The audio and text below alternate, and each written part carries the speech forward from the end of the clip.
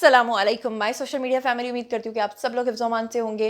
सियासी तज्ज़ियों तबसरों के साथ आपकी खिदमत में हाज़िर हूँ। मुझे पता है कि बड़े दिनों से बड़ी मनहूस ख़बरें आप तक मैं लेकर आई और जिस तरह दुनिया जंग के दहाने पे पहुँची, लेकिन अल्हम्दुलिल्लाह पाकिस्तान को अल्लाह ताला ने वो सेहरा अता किया कि आज वो सेहरा पाकिस्तान के नाम पे जा रहा है कि पूरी दुनिया के अंदर जो पीस टॉक्स हैं वो पाकिस्तान ने करवाई। ट्रंप जो हैं वो अब मान गए हैं और मज़ेदार आज ऐसी ऐसी खुशखबरियाँ हैं ना कि आपका दिल खुश हो जाएगा। ख़ास तौर पे पाकिस्तान किस तरह से यूएई को घुटनों पर ले आया है कि अब बस यूएई का बस हाथ जोड़ के माफ़ी मांगने वाला काम रह गया है, वरना बस इतना ही कहने वाला रह गया कि पाइनून इन्हें माफ़ कर दो।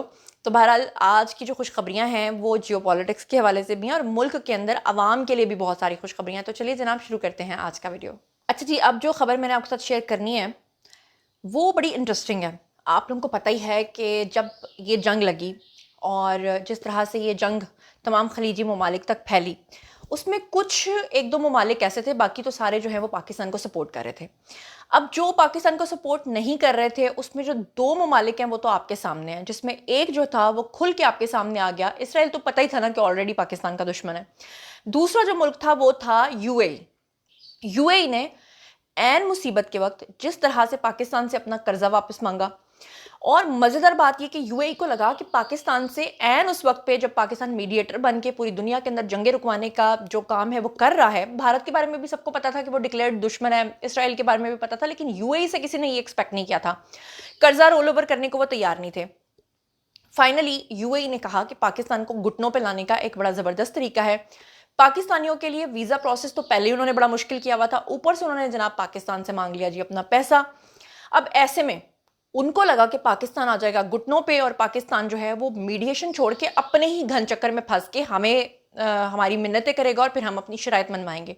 लेकिन मज़ेदार बात ये हुई कि कतर और सऊदी अरब, इन दो ममालिक ने पाकिस्तान से कहा कि आप लोगों ने किसी तरह की ब्लैकमेलिंग में नहीं आना और जो इनका कर्जा है वो आप वापस करें। और पाकिस्तान ने कहा कि जो हमें बैकअप सपोर्ट के लिए पैसा चाहिए उसका हम क्या करेंगे। तो उसके लिए सऊदी अरब ने 8 अरब रुपया पाकिस्तान को दे दिया।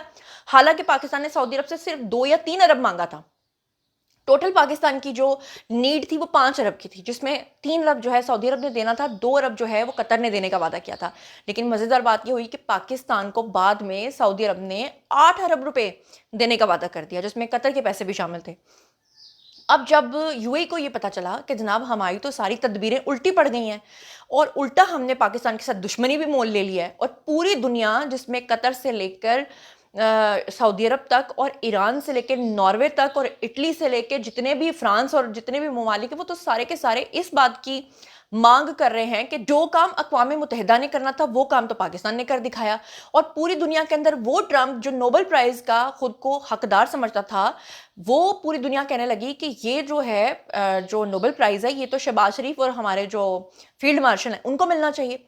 तो यूएई को लगा कि ओहो, अच्छा अभी भी उनको अक्ल नहीं आई।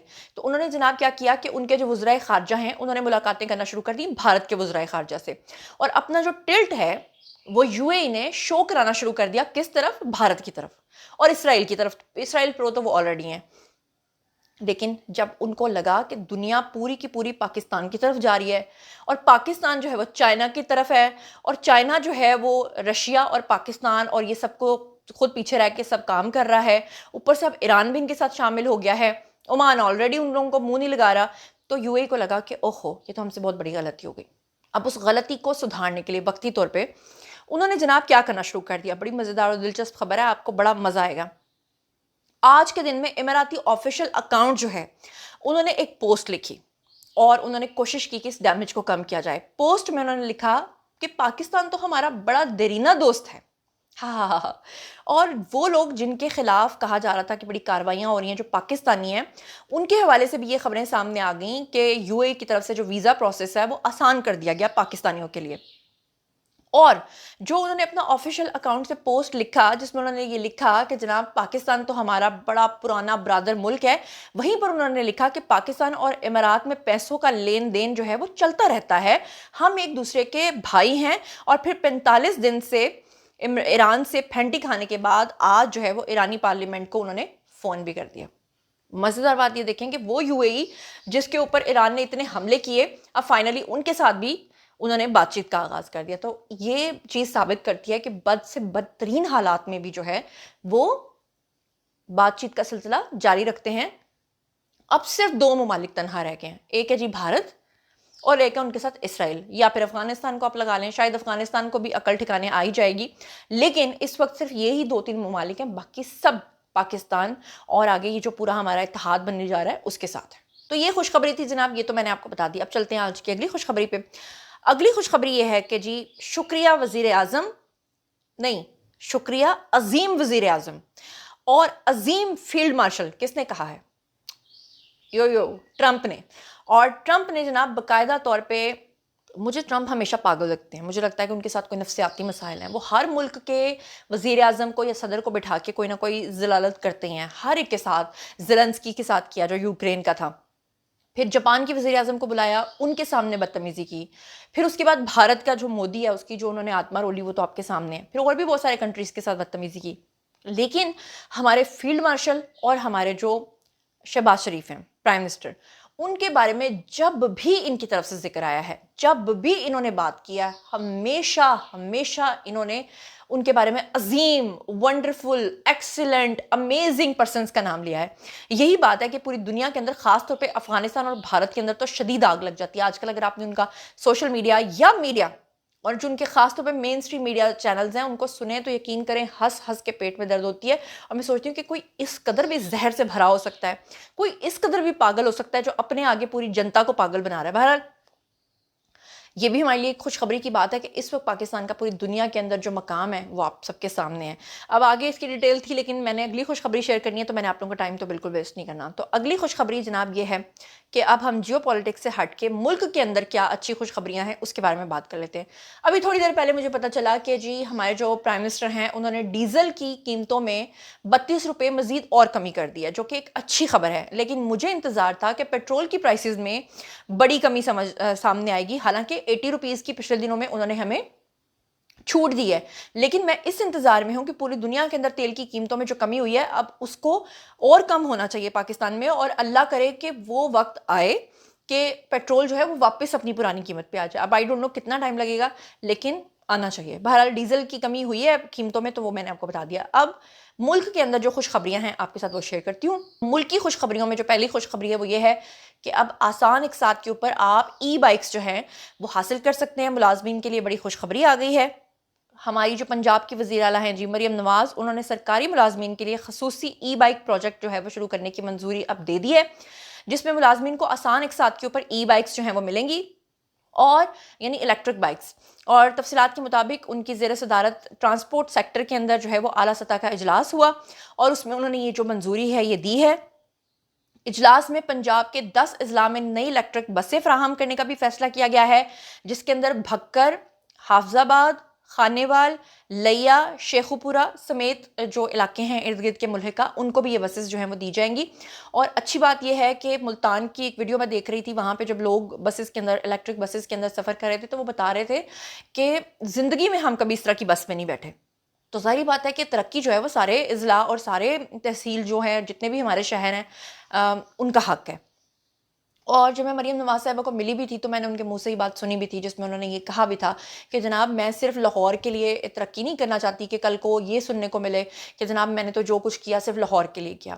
تو یقین کریں کہ انہوں نے لاہور کے لیے اب جو کیا ہے اپنے ٹینیور میں وہ بہت کم کیا ہے, باقی اضلاع کے لیے انہوں نے زیادہ کام کیا ہے. بہرحال انہوں نے بتایا کہ رواں ماہ یعنی اسی مہینے میں 100 الیکٹرک بسز جو ہیں وہ پنجاب پہنچ جائیں گی, جبکہ جون تک مجموعی تعداد جو ہے ان کی 714 ہو جائے گی. اور انہوں نے کہا کہ ہر تحصیل کی سطح پہ 1500 الیکٹرک بسز جو ہیں وہ چلائی جائیں گی, اور ہر ڈویژن میں الیکٹرک بسز کے چارجنگ اور دیکھ بھال کے لیے خصوصی بس ڈپو جو ہیں وہ قائم کیے جائیں گے. اور انہوں نے کہا کہ فری ٹرانسپورٹ پروگرام کے تحت جو ہے وہ اب تک 21 روٹس کے اوپر 1.25 لاکھ سے زائد مسافر جو ہیں وہ مستفید ہو چکے ہیں. اس کے علاوہ انہوں نے کہا گجرانوالہ فیصل آباد کے اندر جو میس ٹرانزٹ سسٹم پروجیکٹ ہے اس میں بھی پیش رفت کا انہوں نے جائزہ لیا, اور انہوں نے کہا کہ میٹرو بس اسٹیشنز کی جلد اس کی جو تعمیر و مرمت ہے وہ ہوگی. اور اس کے علاوہ انہوں نے کہا کہ تاریخ میں پہلی بار ماحول دوست ٹیکسی سروس کا بھی ہم آغاز کرنے جا رہے ہیں, جس میں ای ٹیکسی سروس اسکیم جو ہے وہ چلائی جائے گی, اور اس کے تحت جو گاڑیاں ہیں وہ مئی اور جون میں جو ہیں وہ پہنچ جائیں گی پاکستان میں. اس کے علاوہ انہوں نے کہا کہ خصوصی ای بائک جو پروجیکٹ ہے اس کی ہم منظوری دے رہے ہیں اور ملازمین کو آسان اقساط کے اوپر جو ہے وہ یہ ملیں گی. تو یہ ایک بڑی اچھی بات ہے مریم نواز صاحبہ کی طرف سے. لیکن میں مریم نواز سے ایکسپیکٹ نہیں کرتی تھی جو ہمارے سولر کے حوالے سے جو لوگوں کے ساتھ اب سختیاں ہو رہی ہیں, گرمی بہت شدید آ گئی ہے, اور آپ کو پتہ ہی ہے کہ پھر ایران والی جنگ کے معاملے میں ویسے بھی لوڈ شیڈنگ بھی ہوئی ہے. تو ایسے میں سولر کی جو انہوں نے ختم کیا ہے جناب, کہ پہلے کیا ہوتا تھا کہ ہمیں جتنے بھی یونٹس ایکسٹرا ہوتے تھے وہ ہمیں پے کیے جاتے تھے, تو وہ سلسلہ انہوں نے جو ختم کیا ہے, مجھے پتا ہے کہ وہ وفاقی لیول پہ اس کا فیصلہ ہوا ہے, لیکن پھر بھی پنجاب کے لوگوں کو ان کو دیکھنا چاہیے. یہ جو اگلی خوشخبری میں آپ کے ساتھ شیئر کرنے جا رہی ہوں, یہ تھوڑی سی پرانی اس لیے ہے کہ جب یہ ایران جنگ ہو رہی تھی اس دوران جو ہے یہ خوشخبری آئی تھی, لیکن اب آپ نے مجھے بتانا ہے کہ کیا یہ ابھی تک امپلیمنٹڈ ہے یا نہیں ہے. بہرحال یہ خوشخبری تھی جناب کہ پنجاب حکومت نے بائکرز جو سبسڈی ہے منصوبہ اس کو متعارف کروایا تھا, جس میں انہوں نے فی لیٹر جو پیٹرول ہے بائکرز کے لیے اس میں 100 روپے سبسڈی کا اعلان کیا تھا. اور محکمہ خزانہ نے کہا تھا کہ بائکرز سبسڈی منصوبے کی رقم جو ہے وہ منظوری کے لیے وزیر اعلیٰ کو ارسال کر دیا گیا ہے اس کی سمری, اور اس کے بعد انہوں نے 24 ارب روپے اس میں جو ہے وہ مختص کیے تھے. اور پنجاب حکومت نے صوبے میں 1 کروڑ 25 لاکھ بائکرز کو 2000 ماہانہ سبسڈی دینے کا جو تخمینہ ہے وہ لگایا تھا, اور اس کے بعد جو ہے پیٹرول کے اوپر 100 روپے سبسڈی جو ہے وہ دینے کا اعلان کیا تھا. اور ذرائع کا کہنا یہ تھا کہ 1980 سے لے کر اب تک پنجاب میں 5 کروڑ کے قریب موٹر سائیکل جو ہیں وہ رجسٹرڈ ہیں, جس میں پنجاب کے اندر جو ہے وہ بڑی تعداد میں بائکرز جو ہیں وہ رجسٹریشن کا عمل مکمل ہونے کے بعد ان کو سبسڈی دی جائے گی. اب مجھے بتائیں کہ یہ سبسڈی آپ کو مل گئی ہے کیا؟ اگر ابھی یہ سبسڈی آپ کو نہیں مل رہی ہے تو اس کا مطلب ہے کہ پھر اس کے اوپر ہمیں مزید آواز اٹھانے کی ضرورت ہے. اچھا, اس کے علاوہ آپ کو ایک اچھی خبر یہ دے دوں کہ پنجاب کے اندر پہلی مرتبہ کالج ایجوکیشن کو ایک ہی معیار کے اوپر لانے کا اصولی فیصلہ کیا گیا ہے.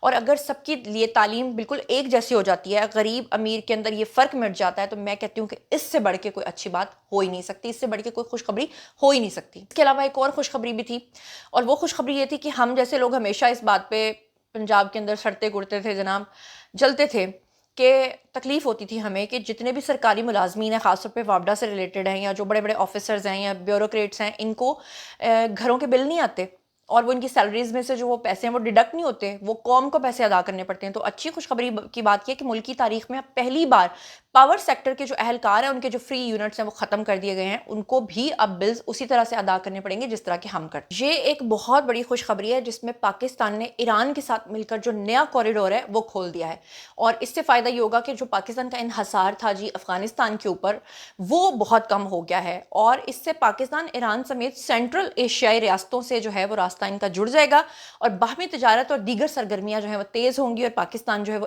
الحمدللہ ترقی کی طرف ٹیک آف کرے گا. جاتے جاتے آپ کو بتا دوں کہ اس وقت جیسے جے ڈی وینس پاکستان میں آئے تھے تو ان کے اوپر بہت ساری میمز بنی تھیں, تو ابھی ٹرمپ نے جب سے یہ اشارہ دیا ہے کہ وہ پاکستان میں آنے والے ہیں اور یہ جو امن معاہدہ ہے اس کو دستخط کرنے کے لیے اسلام آباد کا دورہ وہ کر سکتے ہیں, تب سے لوگوں نے جو میمز بنائی ہیں نا اس وقت ٹرمپ کے اوپر, وہ تو کمال ہیں.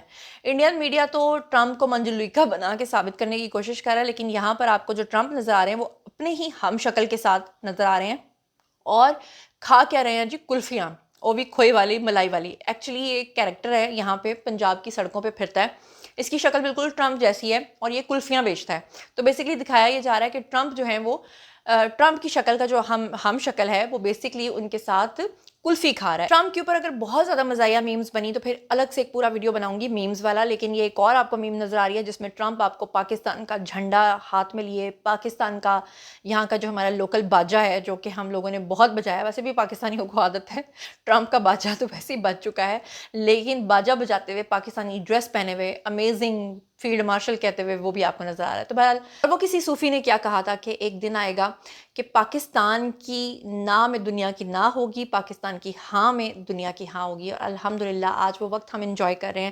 کل کو جب اگلی جنریشنز کو ہم بتائیں گے تو انشاءاللہ ہمیں بہت خوشی محسوس ہوگی, اللہ تعالیٰ اگر ہمیں یہ موقع دے گا کہ بھائی وہ وقت بھی ہم نے دیکھا تھا. وہ وقت بھی ہم نے دیکھا تھا کہ جب کہا جاتا تھا کہ پاکستان ڈیفالٹ کرنے والا ہے, سری لنکا بن چکا ہے, اور پھر کیسے پوری دنیا کے اندر پاکستان کا بول بالا ہوا. بہرحال یہ جناب خوشخبریاں تھیں. باری جی آپ لوگوں کی آئی کامنٹ سیکشن میں, اور بتائیے کہ آپ ان تمام چیزوں کے بارے میں کیا سوچتے سمجھتے ہیں. مزید خبریں, ولاگز, انٹرویوز اور ساتھی تجزیے جاننے کے لیے اور میرے ساتھ کنیکٹڈ رہنے کے لیے چینل کو سبسکرائب کر لیجیے گا. اپنا بہت بہت خیال رکھیے گا. اللہ نے کے بان.